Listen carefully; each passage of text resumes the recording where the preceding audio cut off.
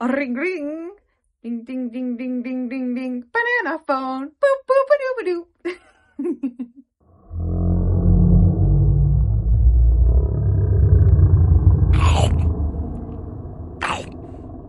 Hello, my friends, and welcome back to the Shoe Eating Monster. I'm Juliana, your local shoe eating monster. Just a reminder to like and subscribe to this video /channel /podcast, wherever you're listening.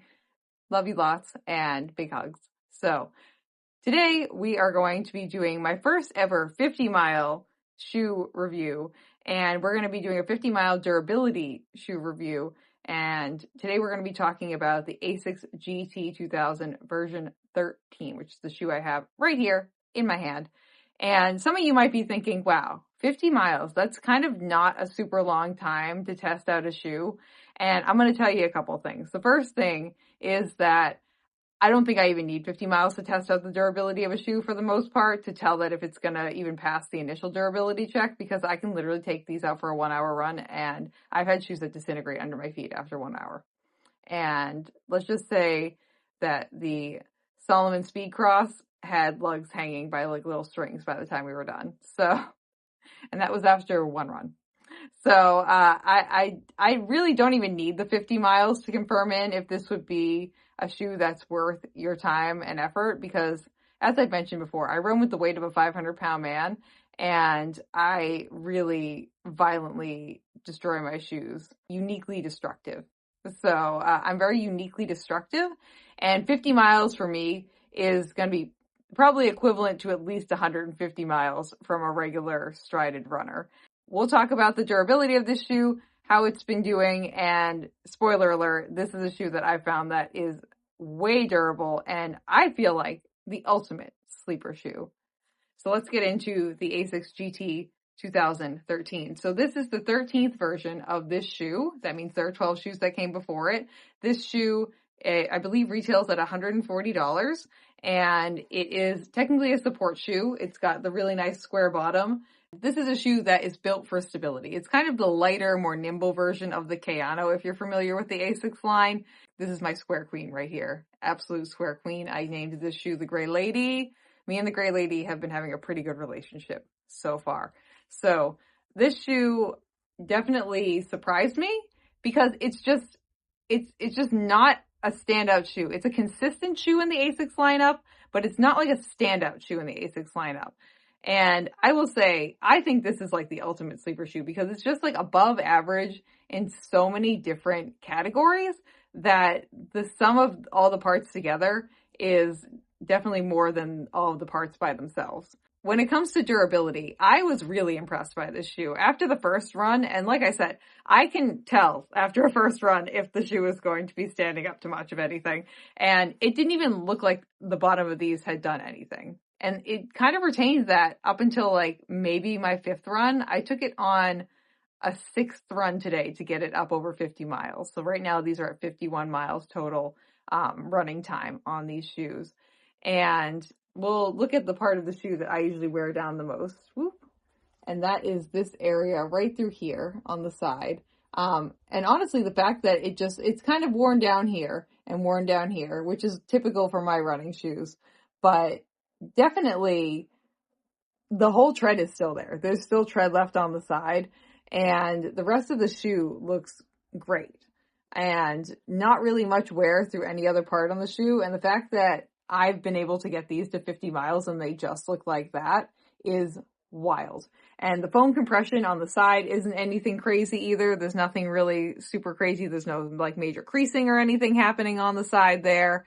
So I'm really happy with that. There's nothing happening with the toe box where anything is ripping or anything like that. So I'm very happy with the durability of this shoe. And like I mentioned, this shoe is just like kind of a little bit above average on all the different categories. When it comes to the cushioning, this is the FF Blast from Asics. So this is a different compound than was in the version 12 of this shoe. And it's just responsive enough and just cushioned enough. And it's just a nice, bouncy, snappy, like fun, but higher cushion, squishy ride that is just a little bit above where you think it would be in the best way possible. And same with the upper. The upper just breathes a little bit above average.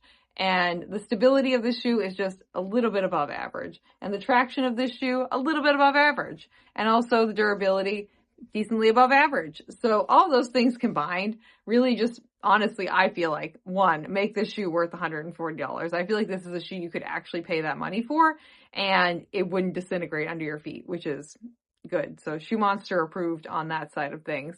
And everything else about the shoe is just nice. If you're looking for a shoe with a little bit of stability, like I said, it's built pretty square. The bottom is nice and square. You land here and it's just like, ooh, yeah, it's nice. The back also has a nice square heel bevel to it as well, too. I don't use the heels of my shoe. We kind of already knew this, but the heel bevel would work great if you're someone also who kind of like rolls through your stride like that, as opposed to me where I just kind of hit the ground right here and then I'm like, whoop, off again. I've really enjoyed this shoe. I have been able to do a couple of faster strides in it. It's definitely not a speed day shoe, but if you need to pick up the pace, you definitely can. It's definitely responsive enough with the FF Blast that's in here, and it's decently durable. Again, the sides are not looking that bad for 50 miles at all, and the gray lady right here has really showed up and showed out.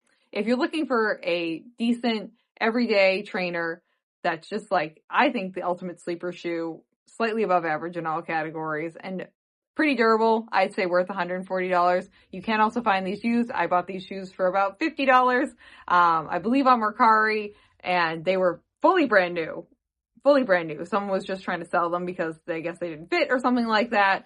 So you can find used pairs of shoes. So, or not really used, but on a used shoe website as well too.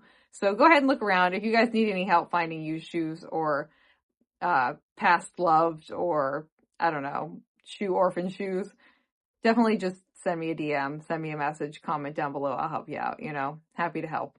But that is it for today. So we will give the Asics GT-2000, I'll give it like a 9 out of 10 for durability. So 9 Shoe Monsters out of 10 Shoe Monsters for this bad boy.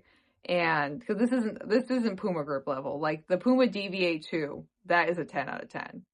This will give a 9 out of 10 because I'm going to keep running in this shoe, which is great that it even made it past the 50-mile test. Because as some of you might know, I'm looking at you, Benjamin, I really can destroy a shoe after one run. I can really, some of my shoes don't even make it 50 miles because they are just disintegrated. So, tis what it is.